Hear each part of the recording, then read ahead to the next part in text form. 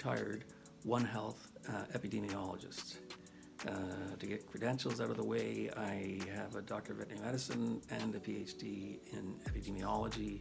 I have over 50 scientific publications in the field of epidemiology, One Health epidemiology, and animals. People even have a publication in plant epidemiology.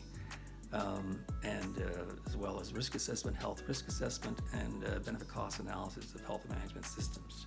You can verify that in Google Scholar if you want. Okay. I am also, as you can see from this massive benign cyst on my nose, that I am a real person. Okay. No talking head would be in front of a camera with that thing on their nose. I am real. Okay.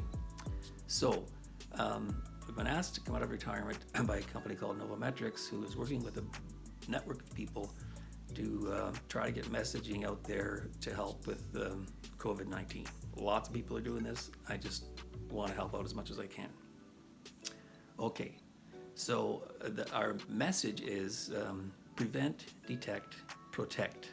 Okay, it's that simple. Okay, we have a little mascot with a cape.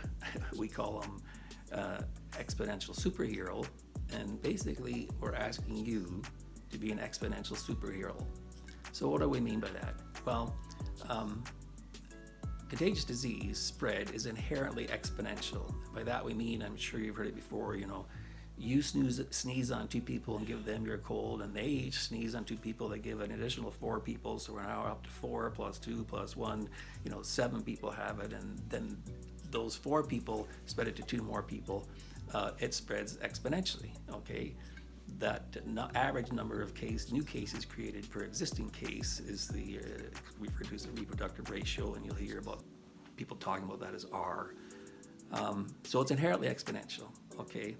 That's the bad news, because a little mistake can have a huge and exponential negative impact if things go wrong.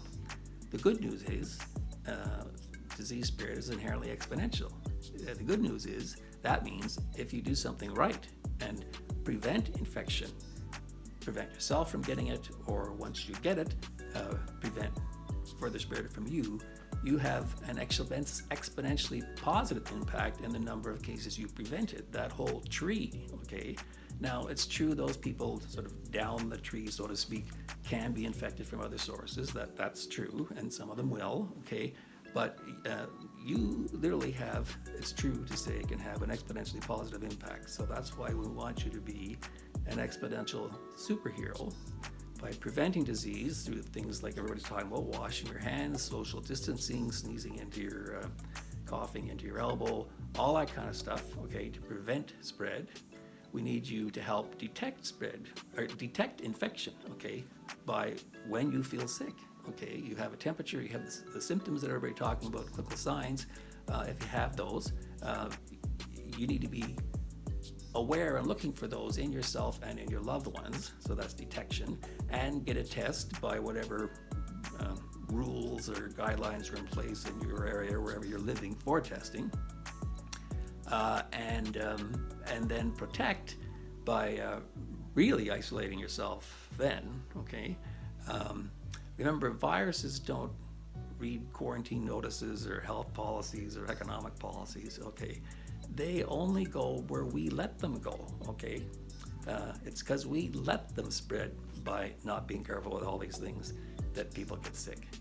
So the raw truth is you, and only you, have the power to slow this spread down and give our brave healthcare workers around the world, who are putting their own health at risk and the health of their loved ones at risk, by helping you when you get sick, or testing you, okay, if we think you have it.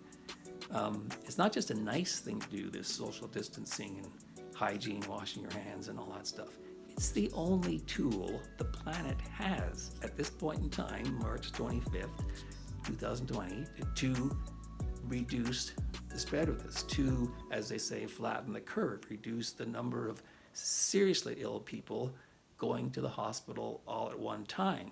We've got to give our healthcare workers a chance, okay, to work on this, okay? And it's going to hurt economically, both the disease itself and the side impacts of shutting down the economy.